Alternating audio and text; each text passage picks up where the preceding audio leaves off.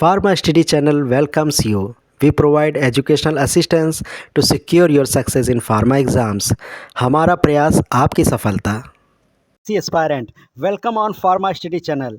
अपने last video में मैंने रेलवे फार्मासिस्ट रिक्रूटमेंट को लेके जितने भी रूल रेगुलेशन हैं, जो भी आपकी क्वेरीज़ हैं, कहाँ से आपको कौन सा जोन सेलेक्ट करना है, उसके लिए क्या क्राइटेरिया, उसकी कट ऑफ लास्ट क्या थी, कैसे देखना है, क्या कट ऑफ का डिस्कशन, कहाँ कितनी सीट है, इसका डिटेल डिस्कशन मैंने किया था। लेकिन इसके बाद बहुत से मुझे कमेंट ऐसे आए जिसमें कुछ कैटेगरी, स्पेसिफिक कैटेगरी को लेकर क्वेरी की गई थी। तो ये वीडियो मैं लेके आया हूँ स्पेशली ऐसे एस्पायरेंट्स के लिए जो ओबीसी कैटेगरी से हैं या economic week section EWS category से, जनरल के बच्चे जो ईडब्ल्यूएस सर्टिफिकेट जिनके पास है, ऐसे स्टूडेंट्स के लिए, ऐसे एस्पायरेंट्स के लिए, ऐसे एप्लीकेंट्स के लिए ये वीडियो मैं स्पेशली लेके आया हूँ। हालांकि डिटेल डिस्कशन मैं अपना पिछले वीडियो में कर चुका हूँ। अगर अभी तक आपने चैनल को सब्सक्राइब नहीं किया तो सब्सक्राइब कर लें।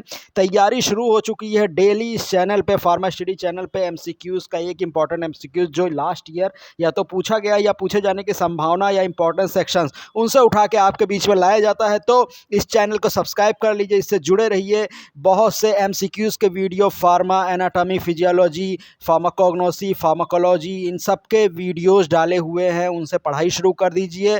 एग्ज़ाम के लिए अभी से बेस्ट ऑफ लक। आगे बढ़ते हैं इस चैनल में। जो आज का मैटर है कि ईडब्ल्यूएस और ओबीसी के लिए कौन सा जोन सबसे सुटेबल होगा, तो सबसे पहले डिस्कशन करते हैं। पहला जोन दिया हुआ है अहमदाबाद आरआरबी। इस वीडियो में मैं सिर्फ उसी जोन का डिस्कशन करूंगा जिस जोन में नंबर ऑफ वैकेंसीज ज़्यादा हैं। तो अहमदाबाद में बात करते हैं। तो यहाँ देखिए फार्मासिस्ट की जो वैकेंसीज़ हैं, इसमें टोटल वैकेंसीज़, इसमें मैं जनरल की वैकेंसीज़, जनरल मीन्स होता है अनरिजर्व, सॉरी जनरल ना बोल के अनरिजर्व बोलते हैं इसको। ऐसा इसलिए कि अनरिजर्व इसलिए बोला जाता है कि इस पर कोई भी फाइट कर सकता है। ईडब्ल्यूएस सर्टिफिकेट अगर आपके पास है, ओबीसी सर्टिफिकेट अगर आपके पास है, तो ओबीसी कैंडिडेट जो है वो अनरिजर्व सीट पे भी फाइट कर सकता है। तो यहाँ अनरिजर्व सीट हैं 10। ध्यान से देखिए, ये लिख लीजिए कहीं। सिर्फ मैं उसी जोन का डिस्कशन करूंगा जिसमें ओबीसी और ईडब्ल्यूएस को कंसंट्रेट करना है। ओबीसी की सीट है 4, ईडब्ल्यूएस की सीट है 2 सीट हैं ईडब्ल्यूएस की। आगे बढ़ते हैं। नेक्स्ट, आरआरबी प्रयागराज पे बहुत ज़्यादा ध्यान देने की ज़रूरत नहीं है। नेक्स्ट जो मैं आपको ले जाना चाहता हूँ, आरआरबी अहमदाबाद हो गया, आरआरबी चेन्नई, आरआरबी बेंगलोर, ये सब नोट करते जाइए। इन सब डिसीजन, लास्ट डिसीजन देखिए आपका ही होगा, लेकिन मेरा जो कैलकुलेशन है वो ये कहता है कि अगर कहीं एक सीट है, फॉर एग्जांपल कहीं एक सीट है, तो उस एक सीट पे जो जो टॉपर बच्चा होगा, जो सबसे ज़्यादा मार्क्स पाएगा, वो आप भी हो सकते हैं, वो कोई भी नेक्स्ट हो सकता है, क्योंकि वो 1 घंटे 2 घंटे का खेल अंदर एग्जामिनेशन हॉल का होता, तैयारी सभी अच्छी करके ही जाते हैं।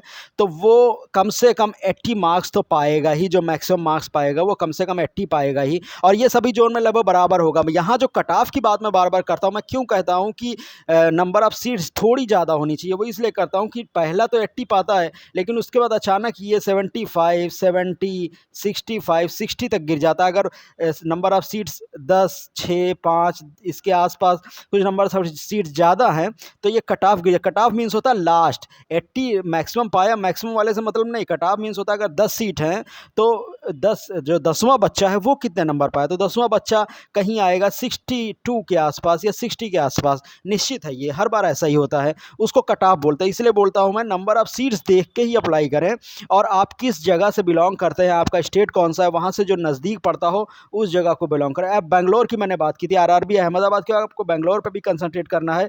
यहाँ फार्मासिस्ट की सीट देखते हैं। ये फार्मासिस्ट कैटेगरी है, ये देखिए ये पूरा कैटेगरी दी हुई है, ये फार्मासिस्ट की कैटेगरी है।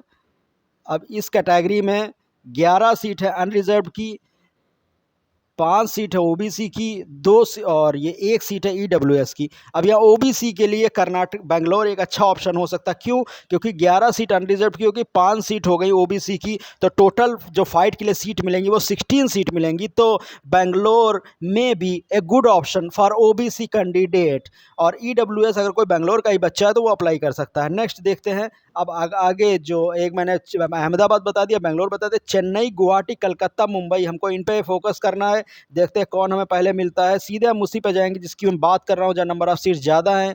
ये देखिए चेन्नई का आ गया आरआरबी चेन्नई। आरआरबी चेन्नई में देखते हैं कि what is the position of vacancies of pharmacist की यहाँ है वैकेंसी। ये देखिए ज़बरदस्त वैकेंसी यहाँ in compare to other zone.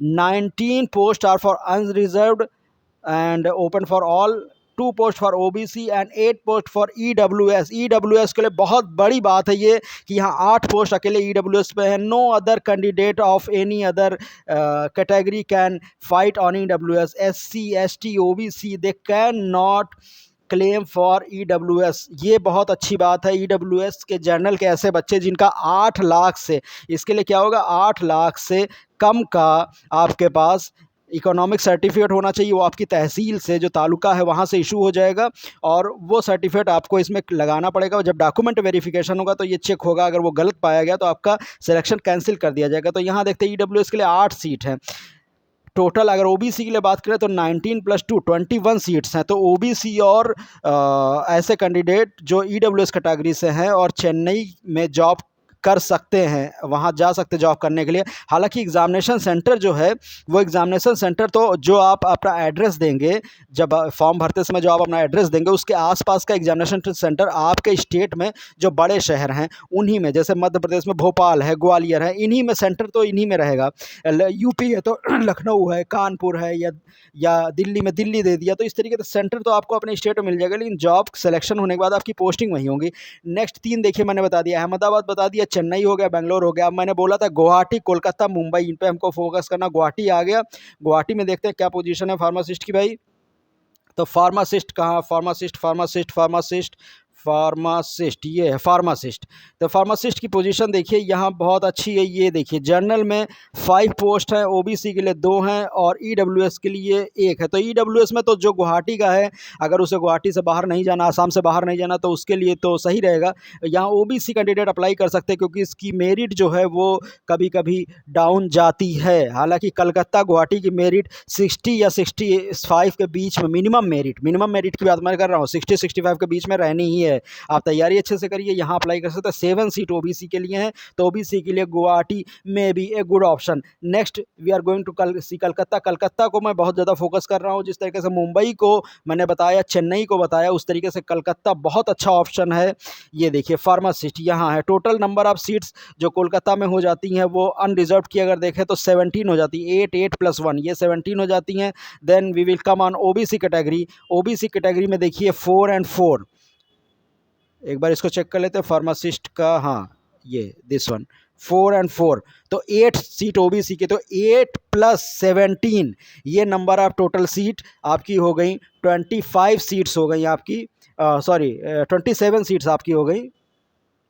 तो ये आपके ओबीसी के लिए ये सीट हो गई 25 सीट्स। 8 8 1 4 4 सॉरी 25 सीट्स हो गई ओबीसी के लिए। अनरिजर्व सॉरी ईडब्ल्यूएस, ऐसे जो जनरल के कैंडिडेट ईडब्ल्यूएस के, इनके लिए 4 सीट्स यहाँ हैं। तो अगर कलकत्ता, उड़ीसा आसपास के हैं, आसाम के हैं, तो आप गुवाहाटी ना अप्लाई करके आप यहाँ अप्लाई करिए। ठीक है, आगे बढ़ते हैं। तो ये एक अच्छा ऑप्शन हो सकता है कोलकाता का। नेक्स्ट देखते हैं मालदा। मालदा की मेरिट लो जाती है, लेकिन यहाँ ओबीसी और जो आपकी ईडब्ल्यूएस कैटेगरी के लिए कम सीट्स हैं। तो इस तरीके से नंबर ऑफ सीट्स को देखते हुए आप अपना लास्ट डिसीजन लीजिए और बेस्ट ऑफ लक आपके एग्ज़ाम के लिए।